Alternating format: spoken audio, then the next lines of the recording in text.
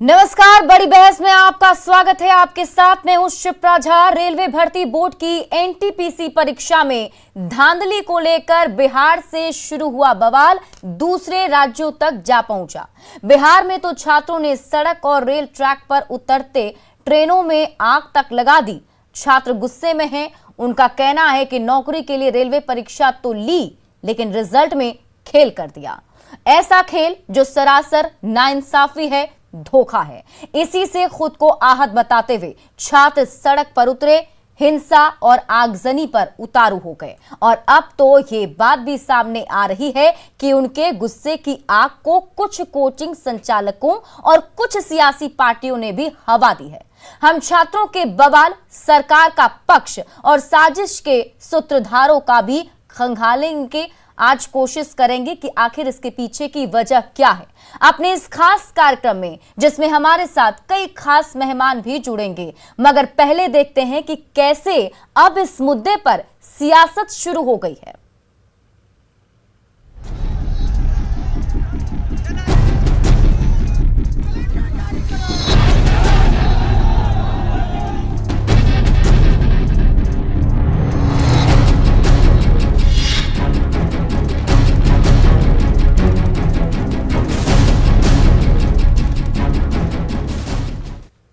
सरकार अपनी नाकामी को छुपाने के लिए कांग्रेस के ऊपर ये दोष दे रही है कि आरआरबी एनटीपीसी के अभ्यर्थियों ने, छात्रों, नौजवानों ने जो आंदोलन किया वो कांग्रेस ने करवाई। ये शर्मनाक है। इस पर सियासत नहीं होनी चाहिए। ये छात्रों के भविष्य के साथ खिलवाड़ हुआ था। सरकार की यह प्राथमिकता है कि परीक्षा में जो धांधली हुई है उस पर किस तरह से रोक लगे। सरकार इसके लिए ठोस कदम भी उठा रही है। परीक्षार्थियों से भी हमारा आग्रह रहता है कि आपको विरोध भी करना है तो लोकतांत्रिक तरीकों से करें, कभी भी कानून को अपने हाथ में न ले। लेकिन इन सब के बीच खबरें आ रही हैं कि कांग्रेस पार्टी ने कहीं ना कहीं इस चीज को हवा दी है और कोशिश की है कि इसका राजनीतिक लाभ लिया जा सके। यह बेहद शर्मनाक कृत्य है उनकी तरफ से। हर पार्टी को यह समझना चाहिए कि छात्रों और युवाओं का भविष्य देश के लिए सबसे कीमती है। ऐसे मुद्दों पर भी अगर आप अपनी राजनीतिक रोटी सेकना चाहते हैं तो यह आपकी कोरी मानसिकता को उजागर करता है। केंद्र सरकार ने देश के छात्रों के साथ छल किया है और इस इशू पे छात्रों के साथ कांग्रेस पार्टी खड़ी है। जहां तक रही इस आंदोलन में हिंसा की बात, तो ये सरकार के द्वारा इस आंदोलन को कमजोर करने की सरकारी साजिश है। तो देखिए, इस पर सियासत तो हो ही रही है, लेकिन ये सबको पता है कि लगातार कुछ दिनों से छात्र जो हैं वो सड़कों पर उतरे हुए हैं और बवाल कर रहे हैं। आज हम इस बवाल के पीछे की वजह तलाशेंगे। इसके साथ ही क्या सवाल उठाए जा रहे हैं उस पर भी बात होगी। सरकार का क्या रुख है, कैसे इस मामले को हल किया जाएगा, इस पर भी बातचीत होगी। हमारे साथ कई सारे गेस्ट जुड़े हुए हैं। सबसे पहले मैं आपसे उनका परिचय करा देती हूँ। हमारे साथ छात्र के प्रतिनिधि जुड़े हुए हैं। इन्होंने अपना नाम सार्वजनिक तौर पर बताने के लिए नहीं कहा है, इसलिए हम इनका नाम नहीं बता रहे। हमारे साथ सुनील कुमार सिंह जुड़े हुए हैं, जो कोचिंग संचालक हैं। इन पर भी कई सारे आरोप लगे हैं, तो आज इनसे भी इनका पक्ष जानने की कोशिश करेंगे। इसके अलावा हमारे साथ कांग्रेस के प्रवक्ता कुंतल कृष्णा भी जुड़े हुए हैं, उनसे भी बातचीत होगी। इसके अलावा कई सारे और भी गेस्ट हैं जो आगे हमारे साथ इस बहस में जुड़ेंगे। लेकिन शुरुआत सबसे पहले कर लेते हैं छात्र के प्रतिनिधि से, क्योंकि बात जो है वो छात्रों की है और जो हंगामा हो रहा है। हम सबसे पहले आपसे जानना चाहेंगे कि आप ये बताइए सरल शब्दों में अपने हिसाब से आपको कहां क्या दिक्कत आ रही है और किस वजह से आप सभी को सड़कों पर इस तरह से उतरकर प्रदर्शन करना पड़ रहा है।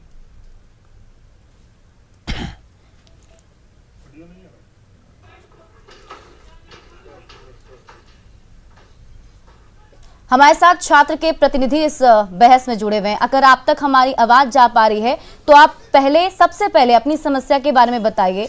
जो दिक्कत है वो खोलकर आज दर्शकों के सामने बताइए।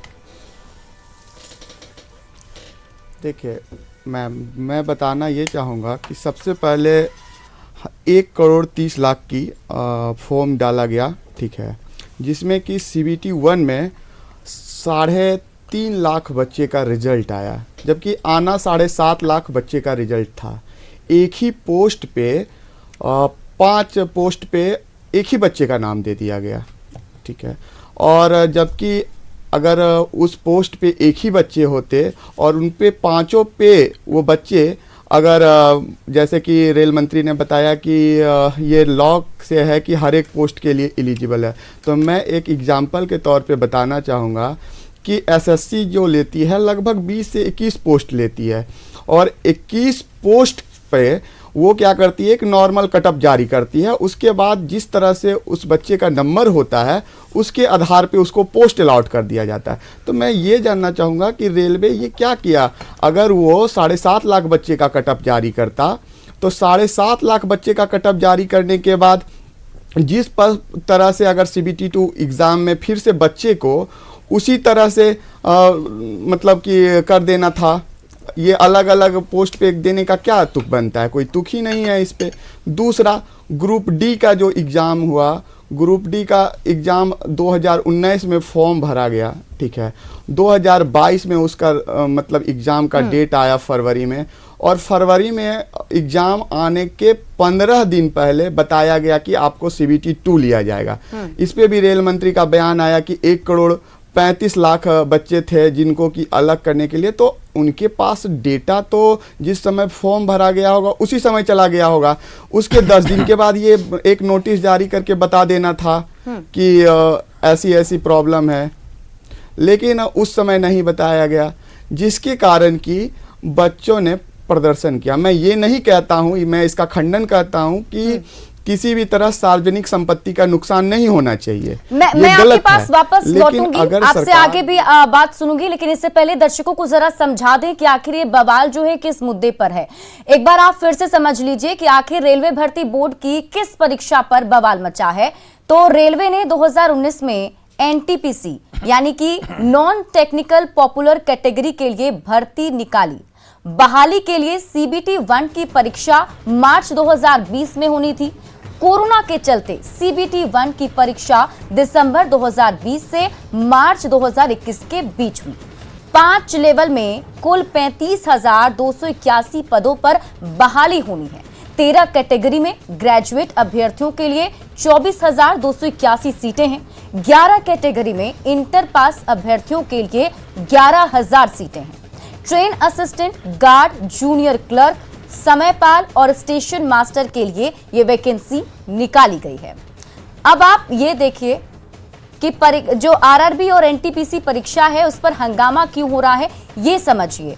2019 में वैकेंसी निकली थी, परीक्षा 2021 में और रिजल्ट 2022 में आया।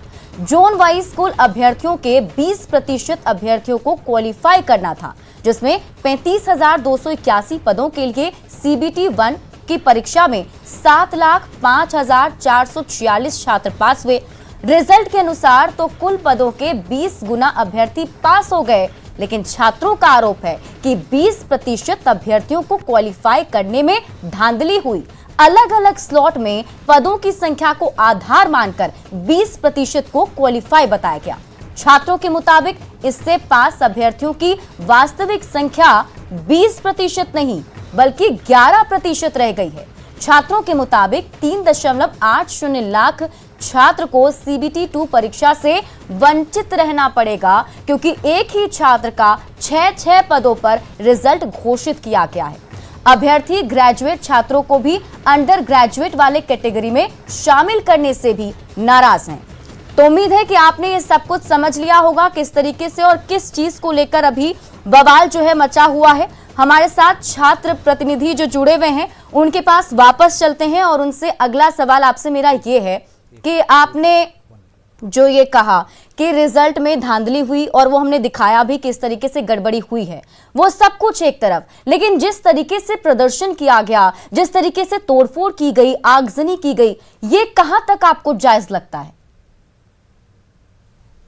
देखिए, ये कहीं से जायज नहीं है और जो बच्चे विरोध किए वो ऐसा किए भी नहीं होंगे। मैं इनसे बताना चाहूँगा कि ऐसे कोई बच्चे नहीं है जो अपना कैरियर बनाना चाहेंगे और वो गलत करेंगे। ऐसा हो ही नहीं सकता। आप सोच सकती हैं कि कोई बच्चा ऐसा नहीं कर सकता है। मैं ये कहना आपको चाहूँगा कि हाँ, बच्चे प्रदर्शन किए, क्योंकि प्रदर्शन करने का कारण ये था कि 14 तारीख को रिजल्ट आया मिडनाइट।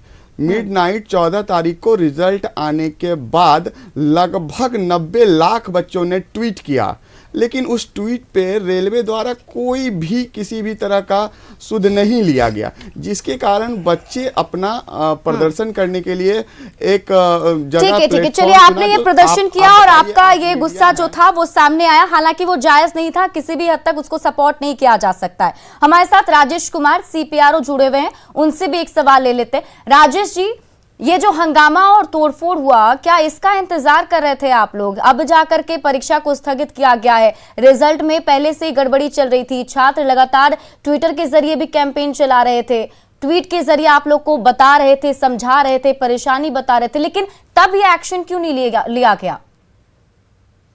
मैं आपके चैनल के माध्यम से यह बताना चाहूँगा कि इस परीक्षा में, परीक्षा फल में कहीं कोई गड़बड़ी नहीं हुई है, ना कि परीक्षा के दौरान कोई गड़बड़ी हुई है।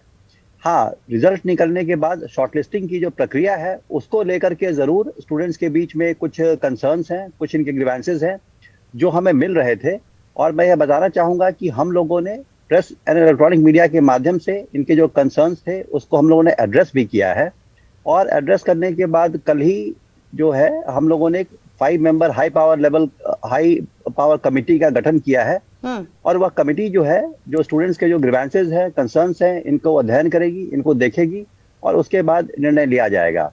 क्योंकि अभी मामला ये कमेटी के पास है, इसलिए 15 फरवरी से 19 फरवरी के बीच में जो आगामी एग्जाम होने वाले थे, सेकंड स्टेज एग्जामिनेशन, उसको भी फिलहाल स्थगित कर दिया गया है। मैं आपके चैनल के माध्यम से छात्रों से पुनः ये अनुरोध करूंगा कि वो आपकी भी जो भी समस्या है, जो भी है, उसके लिए रेलवे पूरी तरह से संवेदनशील है, हम प्रतिबद्ध हैं आपकी समस्याओं का समाधान करने के लिए, और जो हम लोगों ने हाई पावर कमेटी बनाई है उसमें आपकी जो भी समस्याएं हैं आप ईमेल के थ्रू उनसे करें। इसके साथ ही साथ जितने भी हमारे आरबी के चेयरमैन हैं वो भी एक मेगा आउटरीच प्रोग्राम करेंगे। लेकिन राजेश जी, ये गड़बड़ी तो हुई है ना, आप ही सोचिए कि एक पदों पर एक ही इंसान का 6 पदों पर क्वालिफाई कर चुके हैं, उनका पद सृजन हो चुका है, तो ये तो गड़बड़ी है ना। उतने सारे जो संख्या में जो बच्चे हैं वो तो नेक्स्ट एग्जाम से वंचित रह जाएंगे, तो ये गड़बड़ी को आखिर हुई क्यों, और अगर ये हुई तो इसको सुधारा क्यों नहीं गया समय रहते? नहीं, मैं ये भी स्पष्ट करना चाहूंगा कि ये कोई गड़बड़ी नहीं है। अमूमन हम लोग जब आरबी का एग्जाम लेते हैं तो जितनी हमारी वैकेंसी होती है उसके 10 गुना प्रतिभागियों को हम लोग सेकंड स्टेज एग्जामिनेशन के लिए कॉल करते हैं। 2015 में पहली बार हम लोगों ने इसको बढ़ा करके 15 गुना किया, और 2019 में चूंकि ज्यादा लेवल्स के लिए हम लोग एग्जाम कर रहे थे और इसमें ग्रेजुएशन एंड 10+2 दोनों मिनिमम एजुकेशनल क्वालिफिकेशन था, तो इसको ध्यान में रखते हुए ही हम लोगों ने 20 गुना किया बिल्कुल। है। देखिए किसी भी राजेश जी, हमारे साथ छात्र के प्रतिनिधि खुद जुड़े हुए हैं, हम उनसे ही चाहेंगे कि उन्हें जो समस्या है, उनकी जो प्रॉब्लम है, वो सीधे आपसे सवाल पूछ लें। जी, अगर आप सुन पा रहे हैं तो जरूर आप CPRO जी से सवाल पूछ सकते हैं।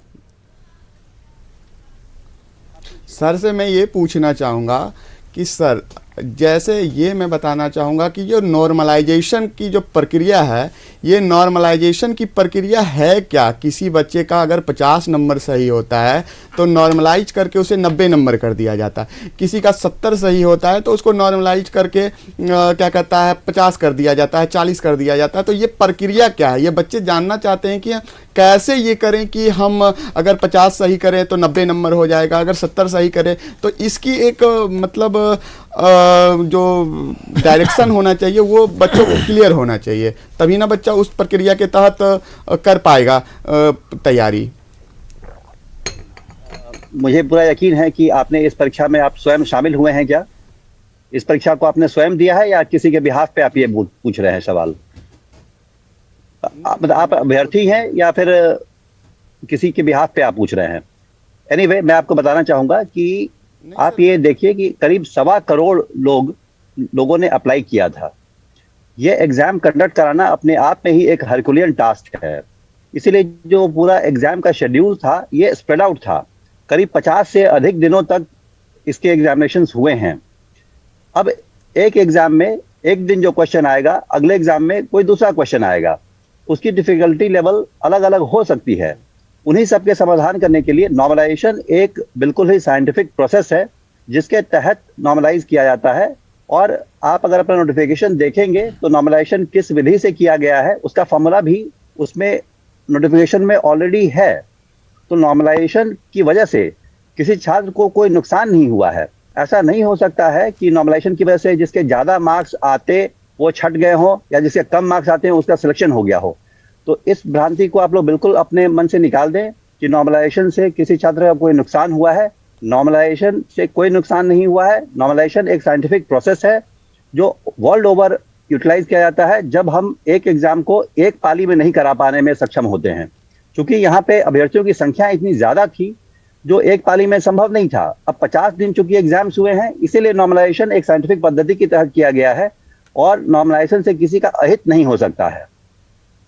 मेरी बात मेरे ख्याल से आपको स्पष्ट हो गई होगी। नहीं कर रहा हूँ सर।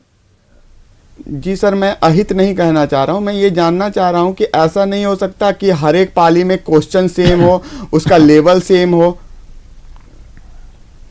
ऐसा हो कि कोई बच्चा अगर बहुत पढ़ने में तेज है वो बहुत अच्छे से तैयारी करके जा गया, उसे डिफ़िकल्ट क्वेश्चन आप जैसा बता रहे हैं उसे डिफ़िकल्ट क्वेश्चन मिल गया तो वो गलत करके चला आया, और कुछ बच्चे जो हैं वो कमज़ोर नहीं होते। नहीं, बिल्कुल ही आपका अच्छा प्रश्न है। और मैं बताना चाहूँगा कि नॉर्मलाइजेशन की प्रक्रिया इसीलिए यूज़ की जाती है कि ताकि कठिन प्रश्न और आसान प्रश्न अगर पूछे गए किसी पाली में तो जिस पाली में कठिन प्रश्न आए उसमें जो विद्यार्थी हैं जो अभ्यर्थी हैं उनका नुकसान नहीं हो, और जिस पाली में आसान प्रश्न आ गए हों उस पाली के विद्यार्थियों को कोई अनड्यू एडवांटेज न मिल जाए।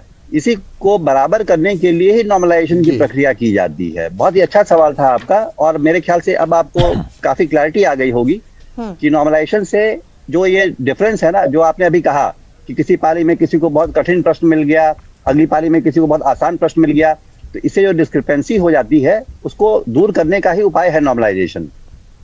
चलिए आगे जो कमेटी बनाई गई है राजेश जी आप लोग की तरफ से, उम्मीद करते हैं कि उससे सब कुछ प्रॉब्लम जो है, जो कंफ्यूजन है वो सब कुछ सॉल्व हो जाए। हमारे साथ कोचिंग संचालक भी जुड़े हुए सुनील कुमार सिंह जी। सुनील जी जरा ये बताइए, जो आरोप आप लोग के ऊपर लगाया जा रहा है छात्रों को भड़काने का, देखिए आप लोग एक शिक्षक हैं और इतने सारे बच्चों को एक साथ पढ़ाते हैं तो आप लोग का काम होता है छात्रों को समझाना, उनके भविष्य को संवारना, लेकिन ये जो आरोप है कितना हद तक आप इसको सही मान रहे हैं? क्योंकि साफ तौर पर यह कहा जा रहा है कोचिंग संचालकों की वजह से ही यह हंगामा हुआ।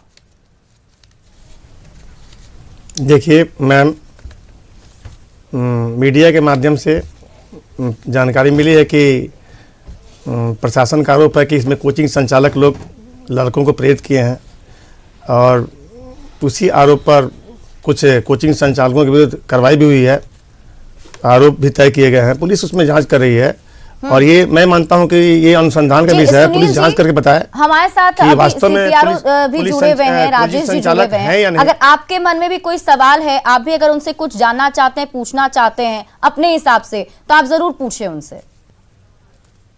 बिल्कुल, मैं सर से पूछना चाहता हूं कि ये जो आपने इंटर और ग्रेजुएशन लेवल का एग्जाम लिया है कंबाइंड, आवाज नहीं जा रहा है। हेलो जी जी, आपकी आवाज आ रही है, आप बोल सकते हैं।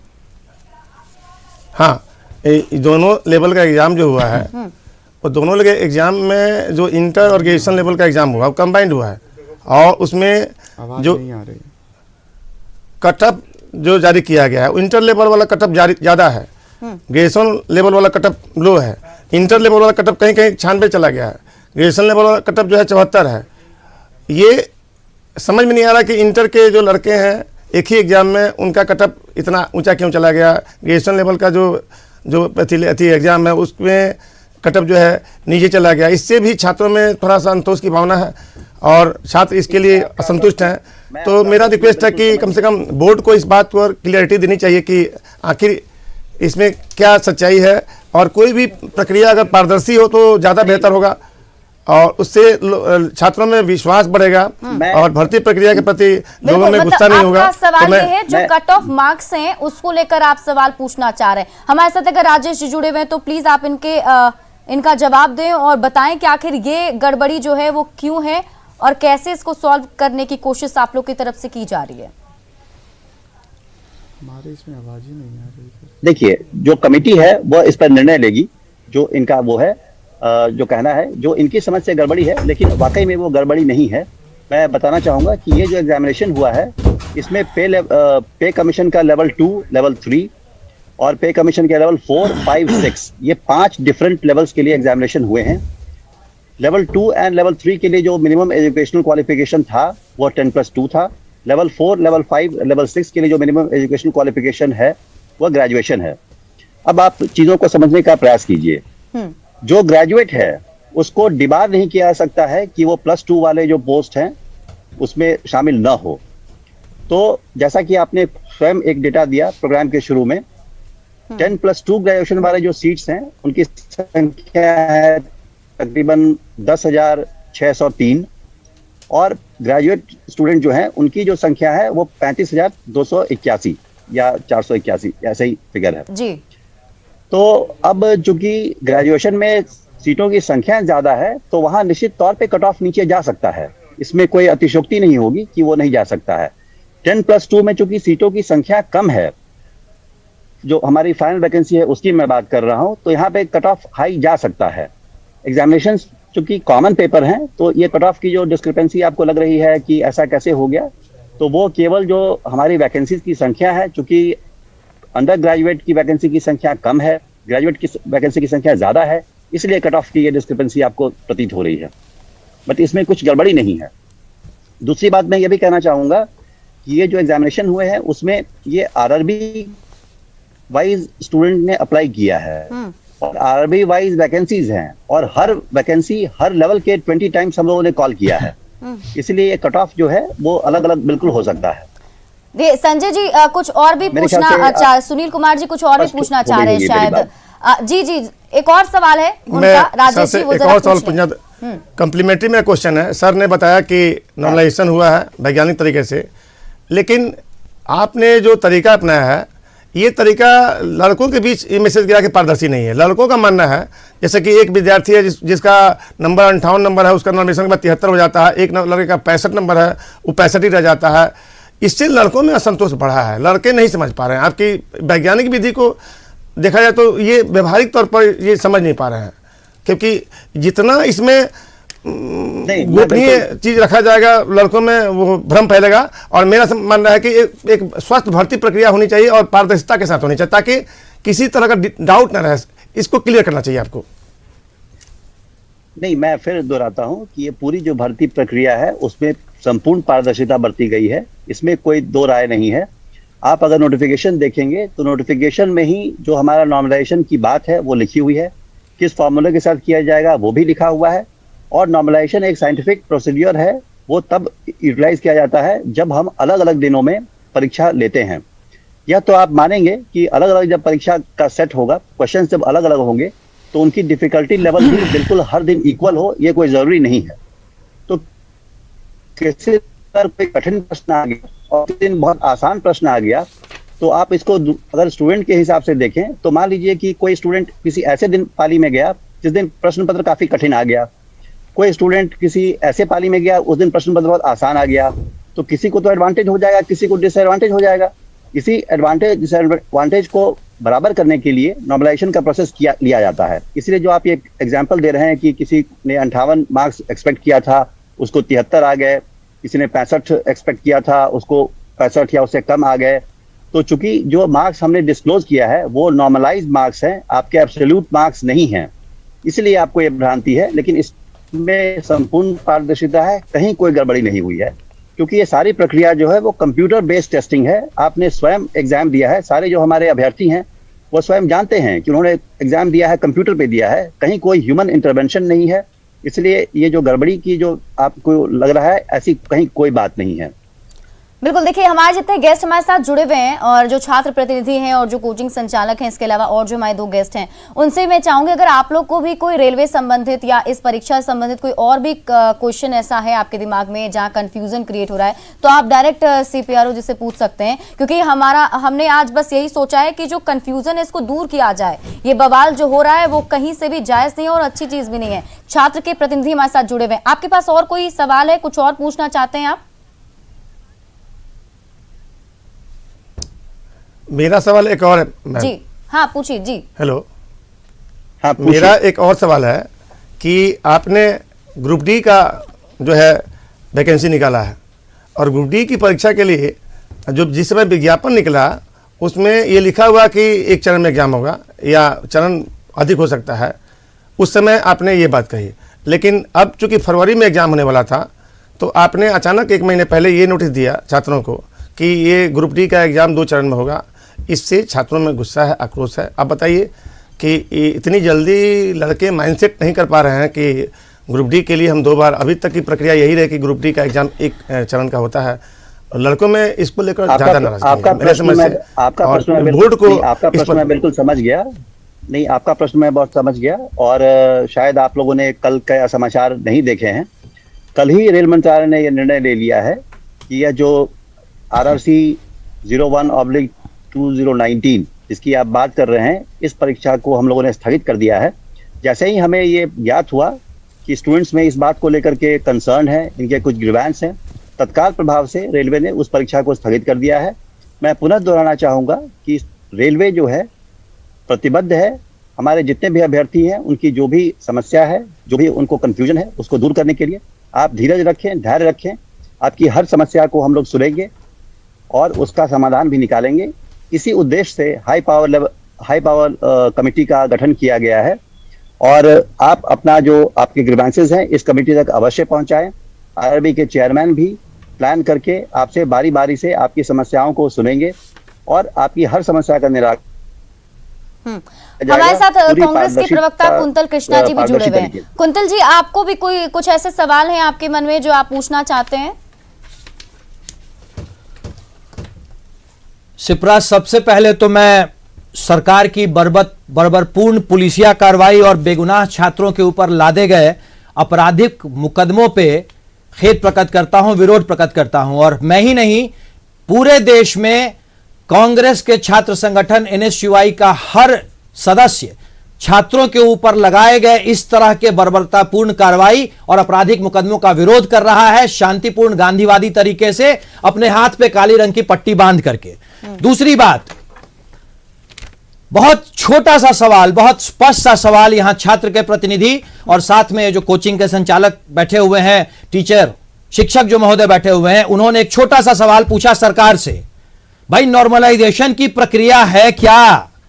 कौन सी विश्व स्तरीय प्रक्रिया की आप बात कर रहे हैं? भारत के 1.5 करोड़ छात्र एक सवाल आपसे पूछते हैं 14 तारीख के रिजल्ट आने के बाद। अभी तक आप कहते हैं तुरंत कार्रवाई हुई, और तुरंत कार्रवाई तब होती है जब छात्रों को इस ठंड में, इस कोरोना के संक्रमण काल में खुले आसमान के नीचे खड़ा होना पड़ता है। आप कहते हैं सारी पारदर्शिता बरती गई, नोटिस के हिसाब से सारे कार्य हुए हैं। तो आप ये बताएं कि नॉर्मलाइजेशन की प्रक्रिया क्या है, और अगर सारी पारदर्शिता बरती गई और नोटिस के अनुरूप कार्य हुए हैं तो दीपक पीटर साहब की कमेटी किस बात की जांच कर रही है? मेरा कातिल है, मेरा मुंसिफ है, मेरे साथ क्या इंसाफ होगा? सरकार दूसरी बात, कल मैं रेल मंत्री की प्रेस कॉन्फ्रेंस सुन रहा था, बड़ी हास्यास्पद बात है, इतनी बड़ी परीक्षा है, 6 महीने हमें लग गया टेस्टिंग एजेंसी को चुनने में। साहब, शक और शंका तो यहीं से शुरू हो जाती है। 6 महीने तक कौन सी बैकडोर बातें चल रही थी टेस्टिंग एजेंसी के? जवाब ले लेते हैं, आपने जो सवाल पूछा उसका जवाब ले लेते हैं। राजेश जी हमारे साथ जुड़े हुए हैं। राजेश जी, आपने सवाल सुन लिया होगा, कुंतल कृष्णा जी हमारे साथ मौजूद हैं अभी, वो आपसे कई सारे सवाल भी पूछ रहे हैं कि जो पारदर्शिता और जो नॉर्मलाइजेशन को लेकर आप बता रहे हैं उसके बारे में, प्रक्रिया के बारे में जरा समझाएं। नॉर्मलाइजेशन एक स्टैंडर्ड प्रोसीजर है, एक साइंटिफिक प्रोसीजर है और इसका जो फॉर्मूला है वह जो है कौन सा साइंटिफिक प्रोसीड्योर, वही तो बताएं आप, कौन सा साइंटिफिक प्रोसीड्योर? शिप्रा, मैं पूछता हूं सरकार से, कौन सा साइंटिफिक प्रोसीड्योर? वही साइंटिफिक प्रोसीड्योर की बात तो बताएं। एक शब्द बता दे रहे हैं, साइंटिफिक प्रोसीड्योर, स्टैंडर्ड प्रक्रिया। जब ये सवाल पूछा गया है तो कम से कम उनको जवाब तो देने दिया जाए। बिल्कुल कुंतल जी, ऐसे जवाब हम लेंगे राजेश जी से, लेकिन यहाँ वक्त चला छोटे से ब्रेक का, एक बस छोटे से ब्रेक के लिए रुकते हैं, फौरन लौटते हैं वापस, फिर इनका जवाब लेंगे।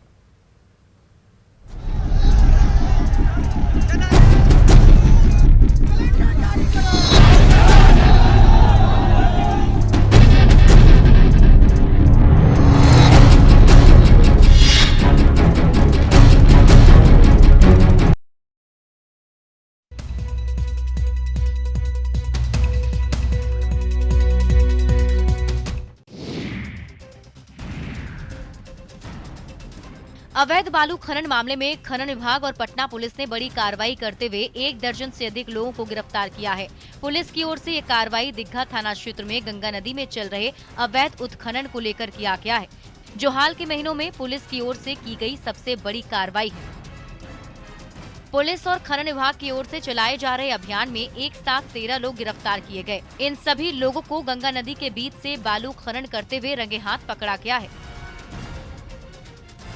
कार्रवाई में पकड़े गए लोगों के साथ साथ पुलिस ने 2 नाव और एक ट्रैक्टर को भी पकड़ा। गिरफ्तार लोगों के खिलाफ पुलिस ने मामला दर्ज करते हुए आगे की कार्रवाई शुरू कर दी है। खनन विभाग और पुलिस की तरफ से चलाए गए अभियान से अवैध खनन में जुटे लोगों में हड़कंप मचा हुआ है।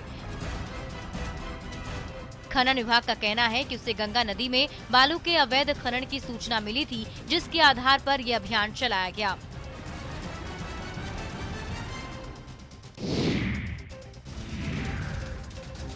शेखपुरा जिले में शराब तस्करों के खिलाफ स्थानीय प्रशासन लगातार कार्रवाई कर रहा है। इसके बाद भी शराब का अवैध निर्माण और बिक्री रुकने का नाम नहीं ले रही। उत्पाद विभाग ने जिले में 26 गांवों को शराब के अवैध कारोबार के कारण संवेदनशील घोषित कर दिया है। अवैध शराब का कारोबार करने वाले तस्करों के खिलाफ विभाग की ओर से कार्रवाई भी की जा रही है। उत्पाद विभाग और पुलिस की ओर से की गई संयुक्त कार्रवाई में पुलिस ने हजारों लीटर देसी शराब बरामद किया और शराब बनाने वाली कई भट्टियों को तबाह कर दिया। पुलिस इस अभियान में डॉग स्क्वाड का भी मदद ले रही है, जिससे जमीन में छुपाए गए शराब की तलाश आसानी से हो सके। इस तरह के अभियान से शराब तस्करों में पुलिस के खिलाफ हड़कंप मचा हुआ है। शराब तस्कर पुलिस से बचने के लिए तरह तरह की तरकीब अपना रहे हैं, लेकिन पुलिस की मुस्तैदी से उनकी तरकीब सफल नहीं हो पा रही, जिससे उनके अंदर डर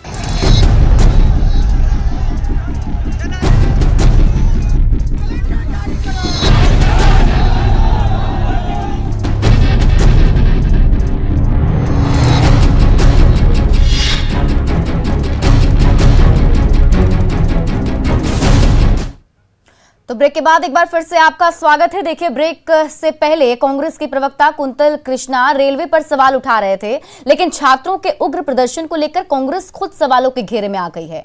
आरआरबी एनटीपीसी अभ्यर्थियों के आंदोलन के पीछे सियासी साजिश भी सामने आ रही है। ईस्टर्न रेलवे के डीआईजी और चीफ सिक्योरिटी कमिश्नर ने ईस्टर्न रेलवे के जनरल मैनेजर सहित सभी बड़े अधिकारियों को पत्र जारी किया है। ये पत्र रेलवे के इंटेलिजेंस बोर्ड के इनपुट के आधार पर जारी किया गया है, जो आपके टीवी स्क्रीन पर हम आपको दिखा रहे हैं। 25 जनवरी की देर रात इस पत्र को जारी कर रेलवे अधिकारियों को होने वाले रेल रोको आंदोलन के लिए आगाह किया गया था। पत्र में हंगामे के पीछे कांग्रेस के छात्र संगठन के हाथ होने की आशंका भी जताई गई है। हमारे साथ जितने भी गेस्ट हैं वो तो मौजूद हैं ही, उनसे इस पर सवाल हम पूछेंगे कुंतल कृष्णा जी से।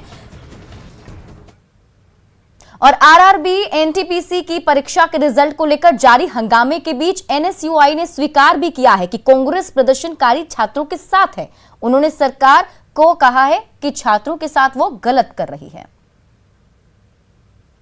के अभ्यर्थियों के द्वारा जो पटना में आंदोलन चल रहा है वो मांग उनकी जायज है। सरकार के द्वारा लगातार छात्रों के साथ अन्याय किया जा रहा है, उसी के खिलाफ छात्र सड़क पे उतरे और हर जगह रेल को रोकने लगे।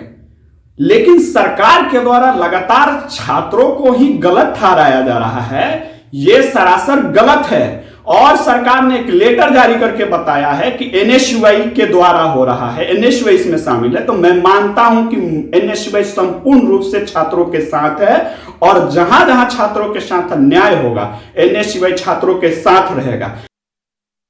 और देखिए, इस पूरे मामले पर सियासी घमासान मचा हुआ है, अब आपको वो भी सुनाते हैं। छात्रों से अनुरोध करेंगे कि जब कमेटी इसकी बन गई है और इस संबंध में तत्संबंधी निदान की प्रक्रिया पर भरोसा करना चाहिए और अपनी बात को सार्थक तरीके से तार्किक रूप से रखने की का जो क्षमता है बिहार का, और बिहार के ये नौजवान है, बिहार के छात्र ने इसकी शुरुआत की है, तो हम अनुरोध करेंगे कि संयम और शांतिपूर्वक अपनी बातों को लोकतांत्रिक तरीके से रखे। ये कांग्रेस और राजद और भाजपा की बात नहीं है, छात्रों के भविष्य का सवाल है। इस पर सरकार को संज्ञान लेना चाहिए और छात्रों के हित में फैसला लेना चाहिए। देखिए, छात्र अपने अधिकारों की लड़ाई लड़ रहे हैं। अधिकारों की लड़ाई लड़ने वाले छात्रों के साथ कांग्रेस खड़ी है, उपद्रवियों के साथ कांग्रेस खड़ी नहीं है। कांग्रेस इस आंदोलन का नैतिक समर्थन कर रही है। कांग्रेस उपद्रव का समर्थन कतई नहीं कर सकती। बहुत साफ जान लीजिए, बहुत ही चालाकी से सत्तारूढ़ दल के लोगों ने अपने अराजक तत्वों को इस आंदोलन में घुसा दिया। छात्र हम लोगों के लिए, सरकार के लिए महत्वपूर्ण है और जैसे ही ये मामला संज्ञान में आया त्वरित कार्रवाई हुई और 5 मैन कमेटी बनाया गया ताकि वो जांच करके अपनी रिपोर्ट जल्द से जल्द दे और उसका एक टाइम फ्रेम भी तय कर दिया गया है। अभी जो रेल के आरपीएफ है उनका जो अपना इंटेलिजेंस ब्यूरो है उन लोगों ने भी पता चलाया है और उसमें जो लोग मुलव्विस हुए हैं या जिन लोगों ने तोड़फोड़ करवाया है वो साफ हुआ है कि इसमें कांग्रेस का हाथ है और कांग्रेस की नीति रही है।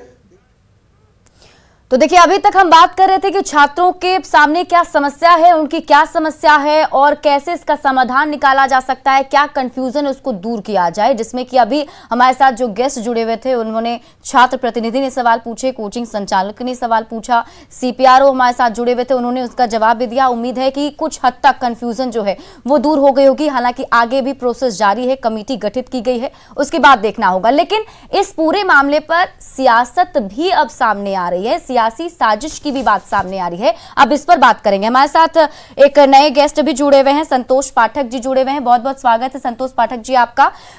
बीजेपी का पक्ष रखने वाले हैं। लेकिन सबसे पहले कुंतल कृष्णा जी से मैं सवाल पूछना चाहूंगी। कुंतल कृष्णा जी, जरा ये बताइए कि जो पत्र जारी किया गया है उसमें साफ तौर पर आप लोगों पर यह आरोप लगा है कि आप लोगों ने भड़काया। ठीक है, आप छात्र का समर्थन कर रहे थे तो आप सामने आकर भी तो बोल सकते थे, लेकिन इस तरीके से उग्र प्रदर्शन करना क्या आपको सही लगता है? शिप्रा जी, सबसे पहले तो मैं उस सरकार के प्रतिनिधि साहब से अपने पूछे गए सवाल का जवाब चाहूंगा। क्या रोज की तरह सरकार आज भी मेरे सीधे सवालों पे भाग गई? देखिए, मेरे सवालों का जवाब नहीं मिला। अभी समय की थोड़ी कमी थी उनके पास, इसलिए वो कुछ ही वक्त के लिए हमारे साथ जुड़े थे। दूसरी बात, तो अभी हमारे साथ पर जवाब दें। लेकिन आपका जवाब जो है वो संतोष जी से ले, किस प्रकार से आग लगा दी जाए उस विषय पर जवाब देने के लिए इनको बुलाया गया, उस पर जवाब दिए। को पढ़ें, उस पत्र में क्यों लगाया गया, वो उपद्रव इन्होंने क्यों मचाया पूरे भारत भर में, ये बताएंगे ना पहले। संतोष जी, कुंतल कृष्णा जी के बाद मैं आपके पास ही आऊंगी, पहले थोड़ा उनसे सुन लेते हैं क्या कहना चाह रहे हैं। जी कुंतल कृष्णा जी, उस पत्र में ये लिखा हुआ है कि चूंकि कांग्रेस छात्रों की आवाज उठाने वाली है इसलिए सरकार और सावधानी बरते। यह तो स्पष्ट बात है कि इस देश में जब जब कांग्रेस जनमानस की आवाज उठाती है सरकार तो उस पे सावधानी आवाज उठाती है, इसी प्रकार का आग लगता है, इसी प्रकार का आग लगता है। जब कांग्रेस उठी तो और आग लगा, दोनों में। तीसरी बात मैं फिर कह रहा हूं, शिप्रा जी मेरी बात कंप्लीट नहीं हुई है, मेरी बात कंप्लीट करने दी जाए पहले। तो जल्दी करिए, थोड़ा समय। कोई भी छात्र इस आंदोलन में उग्र नहीं हुआ है शिप्रा जी, कोई भी छात्र इस आंदोलन में उग्र नहीं हुआ है। बर्निंग ट्रेन थी क्या? सरकार वो के एजेंट है जो इस छात्र ट्रेन जल रही है, स्क्रीन पे वो बर्निंग ट्रेन थी। आगजनी कर रहे हैं। छात्र कभी कर ही नहीं सकता हिंसक चीज, वो अपने भविष्य में आग नहीं लगा सकता। ये तो सरकार के एजेंट है जो इस आंदोलन को कमजोर करने के लिए सब काम कर रहे हैं। इस बात की जांच होनी चाहिए। देखिए, वो कह रहे हैं कि सरकार है जो आंदोलन को कमजोर करने की कोशिश कर रही है। जवाब दें जरा। पत्र आपके, शिप्रा जी धन्यवाद आपका।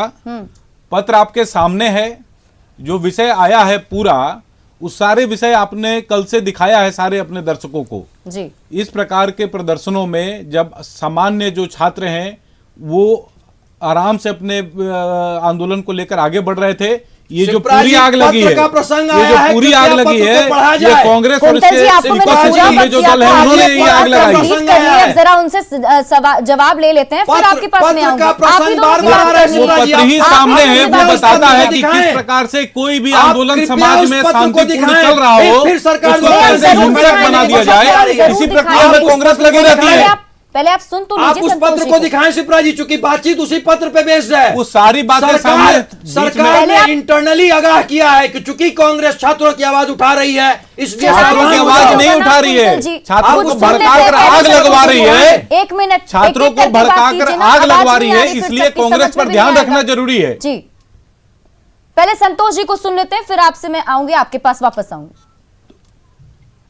हाँ ठीक है शिप्रा जी, जो सामान्य छात्र हैं जो जिनको लगता है कि इस रिजल्ट के माध्यम से उनका उत्पीड़न हुआ है, हमारी सारी सहानुभूति उनके साथ है।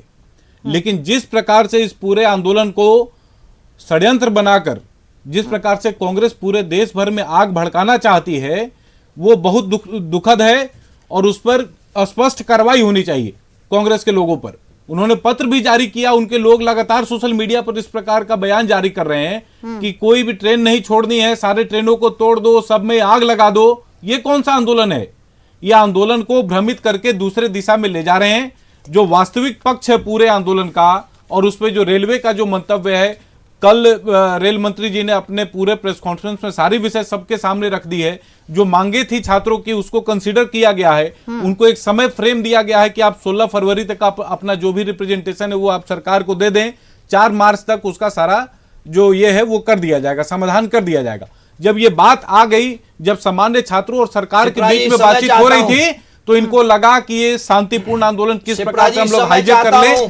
और सबसे बड़ी बात है, संतोष जी की थोड़ी देरी हो गई, छात्रों को भी सड़कों पर उतरना पड़ा, उन्हें भी अपनी मांगे बार-बार वो उठा रहे थे अपनी मांगों को, आंदोलन लेकिन पटना कोई में हो सुन रहा नहीं रहा है था। और जगह गोरखपुर को चुना गया इसलिए क्योंकि उत्तर प्रदेश में चुनाव है। सुनील इस कुमार पूरे जी चुनाव कुछ को कहना चाह रहे हैं, बहलाकर दूसरे दिशा में ले जाने का प्रयास कांग्रेस के द्वारा किया जा रहा है। वापस आऊंगी, पहले सुनील जी कुछ कहना चाह रहे हैं। मैम, मेरा कहना है कि इस विषय पर अगर राजनीति होगी बिल्कुल तो मुख्य मुद्दा गौन हो जाएगा।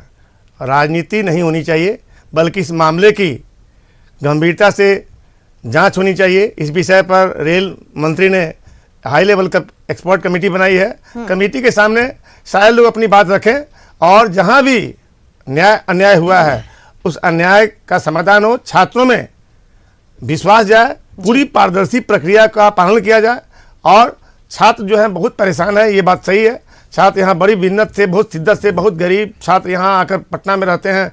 विभिन्न ग्रामीण इलाकों के छात्र 2-2 साल 3-3 साल तैयारी करते हैं और उनकी एक उम्मीद होती है कि रिजल्ट आएगा, हम तैयारी कर रहे हैं, एग्जाम देंगे। लेकिन एग्जाम अगर में थोड़ा सा अगर पारदर्शी प्रक्रिया ना अपनाई जाए तो छात्रों में असंतोष ये बात कहना आपका ठीक नहीं है सर। नहीं शिप्रा जी, मुझे ये गलत बात, नहीं गलत बात है की बात सुन रहा हूँ। पूरे प्रक्रिया को शिप्रा जी एक मिनट का समय मुझे दिया जाए। मैं सरकार के प्रतिनिधि के नाते यहाँ पर आया हूँ, मुझे बोलने दिया जाए। 1 मिनट मेरी बात नहीं, मैं प्रक्रिया में पूरी पारदर्शिता रखी गई है। एक मिनट सरकार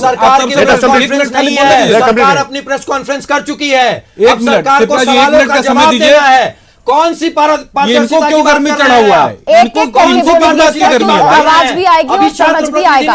ये देखिए, शिप्रा जी, सरकार हर आदमी के बीच में बोलेंगे तो बात ही नहीं आएगी। संतोष जी कुछ कहना चाह रहे हैं, 1 मिनट का समय दीजिए शिप्रा जी। सवाल पूछा पहले था। सरकार का पक्ष भी जान लेते हैं ना, क्या कहना चाह रही है सरकार। संतोष जी कुछ कह रहे, सुन लीजिए फिर सवाल पूछेगा आप। शिप्रा जी जी बिल्कुल सरकार अपना पक्ष रखने को कुछ है ही नहीं रखते। मैं हम तो छोटा सा चाहते बात हैं कि सरकार छोटी सी बात बता रहा हूँ। ऐसे समस्या का समाधान नहीं निकलेगा ना। सरकार ने खास तौर पर आज प्रॉब्लम सॉल्व करने के लिए बैठे हैं और वो भी खास तौर पर छात्रों के, क्योंकि हम भी देख पा रहे हैं कि छात्र कितने परेशान हैं और इस तरीके से प्रदर्शन कर रहे हैं। हालांकि वो सही नहीं था, प्रदर्शन का तरीका भी सही नहीं था, वो भी नहीं करना चाहिए था। संतोष जी बोलिए। देखिए शिप्रा जी, एक सामान्य छात्र जो है वो इस प्रकार का आगजनी का काम करेगा ही नहीं। सर बताएंगे, इनके कोचिंग में जो छात्र पढ़ते हैं उनमें किसी बच्चे की मानसिकता ऐसी नहीं होगी कि वो इस प्रकार का आगजनी करेगा। आगजनी कौन कर रहा है और किनका भविष्य का प्रयास है, आपको भी मालूम है, सबको मालूम है। 2019 में ये वैकेंसी आई थी, 2020 में हमने पूरी प्रक्रिया के साथ इसका एग्जाम कंडक्ट कराया। जितनी भी पालियों में एग्जाम हो पाया उतने कोविड प्रोटोकॉल्स के साथ सेकेंड वेव में हम लोगों ने इस पूरे एग्जाम को पूरी पारदर्शिता के साथ इस चरण को पूरा किया है। सीबीटी के माध्यम से ये पूरा टेस्ट हुआ है, बीच में कोई ह्यूमन इंटरफेरेंस नहीं है। तो पारदर्शिता की जो बात है वो बिल्कुल गौण है। बाद में जो शुरुआत में ये जो आया था वैकेंसी के लिए जो कॉल हुआ था, उसमें ये बात थी कि अगर आवश्यकता पड़ेगी तो द्वितीय चरण का भी परीक्षा उसमें लिया जा सकता है। ये बात शुरू से मेंशन्ड है, सारे छात्रों को भी ये बात मालूम है। नहीं, उसमें मेंशन तो इसमें कंफ्यूजन वाली बात नहीं है। नहीं, देखिए आज अगर छात्रों को ये लग रहा है कि उनके साथ किसी भी स्तर पर पारदर्शिता नहीं बरती गई है। सुनील जी, आपको ये सब कुछ पता था? मैडम एक मिनट और सिर्फ 1 मिनट। शिप्रा जी, आप सीधे मुझ पे सवाल उठ रहे हैं और आप मुझे समय दे। आपको समय दूंगी सर, सरकार के पास जब बात रही, सरकार ने सबों की बात मानी है।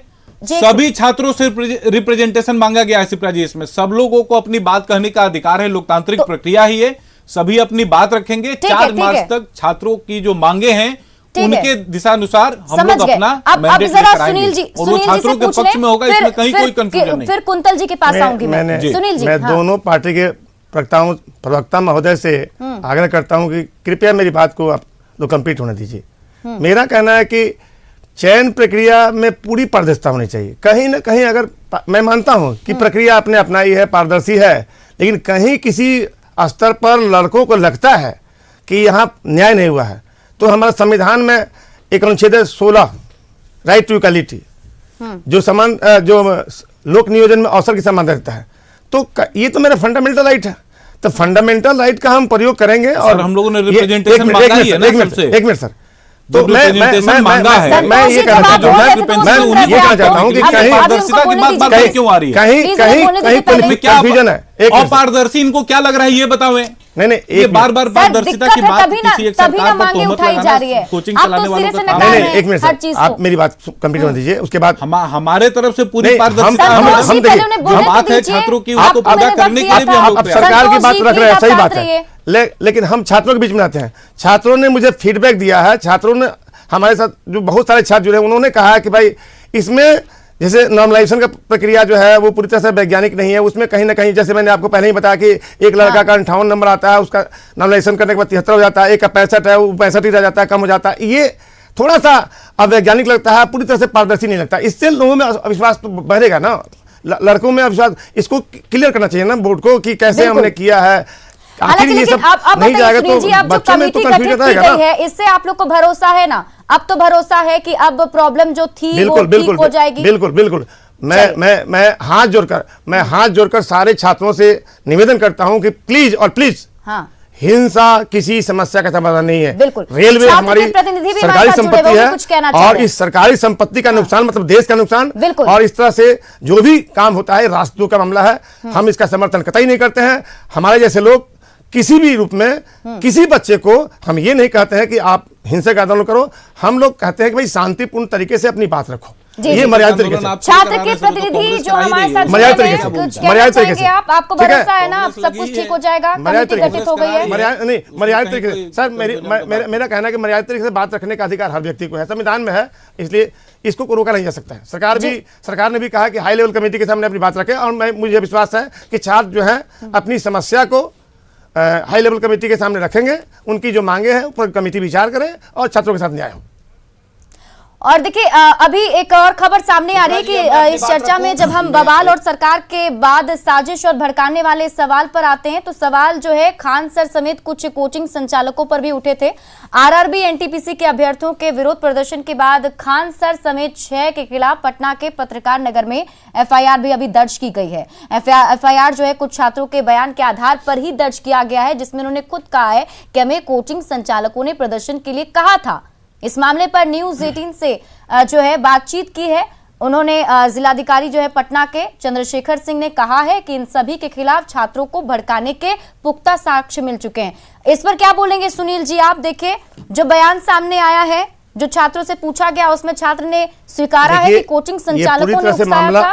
पूरी तरह से मैम ये पूरी तरह से मामला अनुसंधान का है, जांच का विषय है।